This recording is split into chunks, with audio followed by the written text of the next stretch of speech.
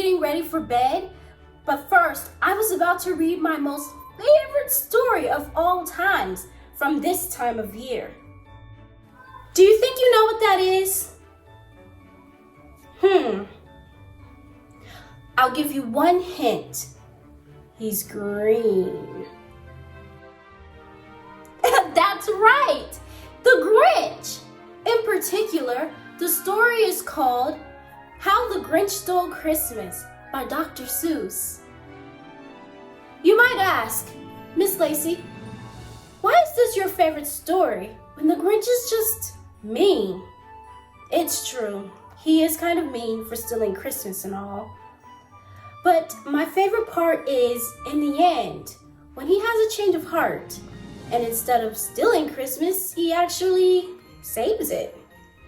If this is your first time here, be sure to subscribe to my channel and don't forget to click that bell.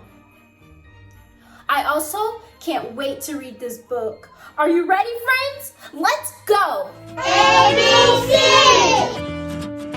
Read to me! Hello, friends. Let's go! How the Grinch Stole Christmas by Dr. Suess. Every Who down in Whoville liked Christmas a lot. But the Grinch, who lived just north of Whoville, did not. The Grinch hated Christmas, the whole Christmas season. Now, please don't ask why. No one quite knows the reason. It could be his head wasn't screwed on just right. It could be, perhaps, that his shoes were too tight. But I think that the most likely reason of all may have been that his heart was 2 sizes too small. But whatever the reason, his heart or his shoes, he stood there on Christmas Eve, hating the Whos. Staring down from his cave with a sour, grinchy frown at the warm lighted windows below in their town. For he knew every Who down in Whoville beneath was busy now, hanging a mistletoe wreath. And they're hanging their stockings, he snarled with a sneer. Tomorrow is Christmas, it's practically here. Then he growled, with his Grinch fingers nervously drumming, I must find some way to stop Christmas from coming. For tomorrow, he knew, all the Who, girls and boys, would wake bright and early. They'd rush for their toys. And then, oh the noise, noise. That's one thing he hated. The noise. Then the Whos, young and old, would sit down to a feast, and they'd feast, and they'd feast, and they'd feast. Feast. They would feast on Who pudding and rare Who roast beef, which was something the Grinch couldn't stand in the least. And then they'd do something he liked least of all. Every Who down in Whoville, the tall and the small, would stand close together with Christmas bells ringing. They'd stand hand in hand, and the Whos would start singing. They'd sing, and they'd sing, and they'd sing.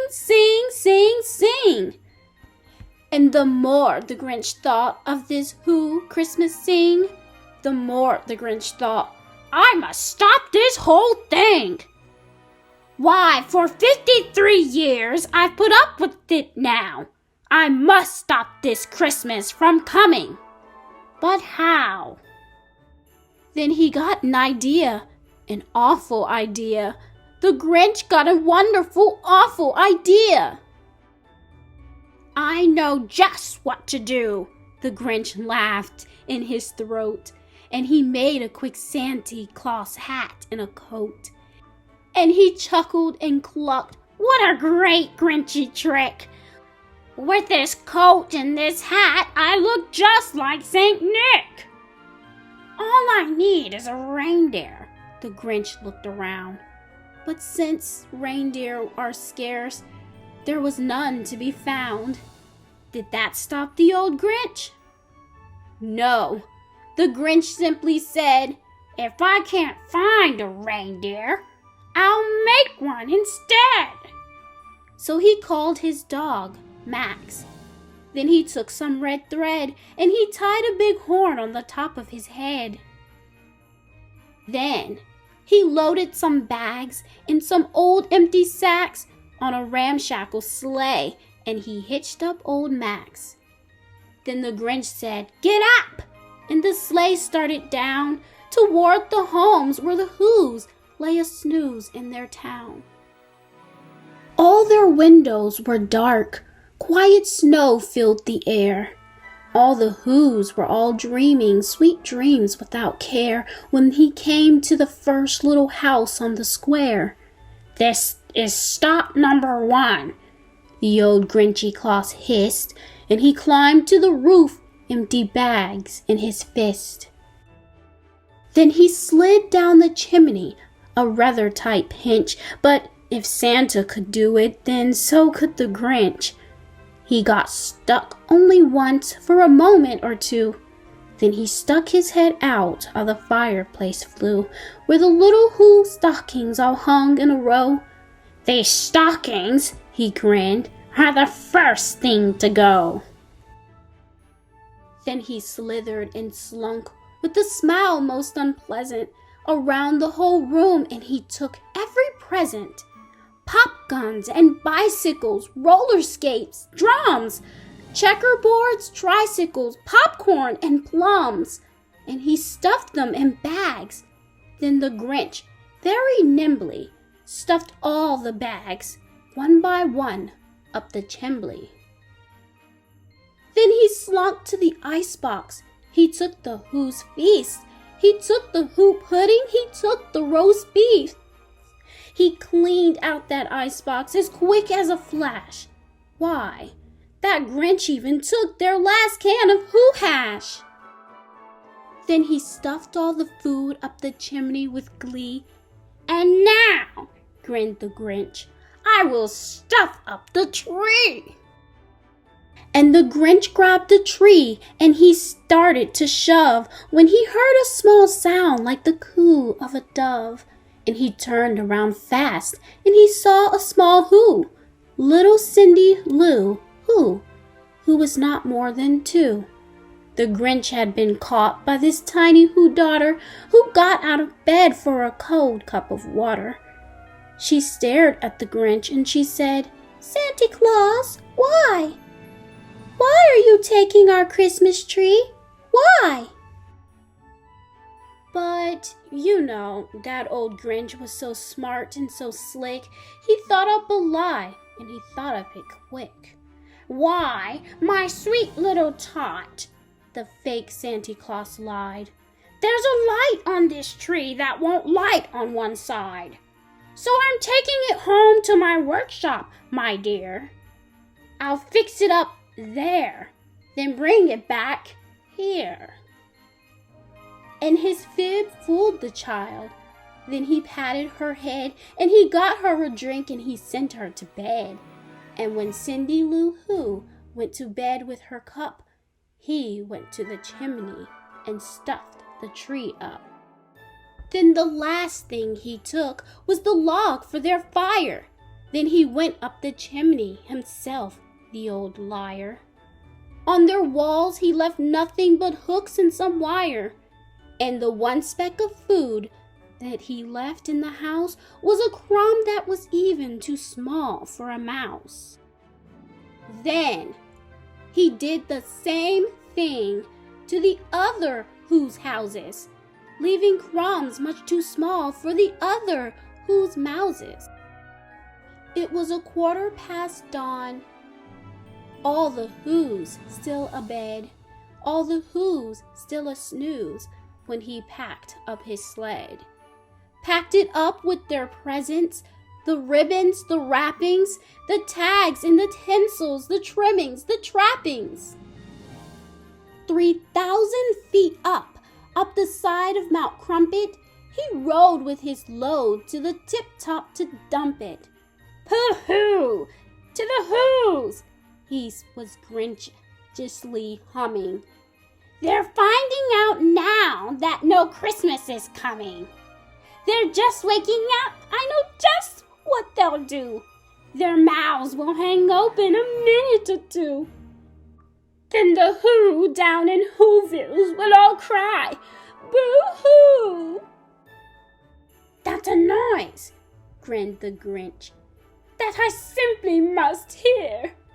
So he paused, and the Grinch put his hand to his ear, and he did hear a sound rising over the snow.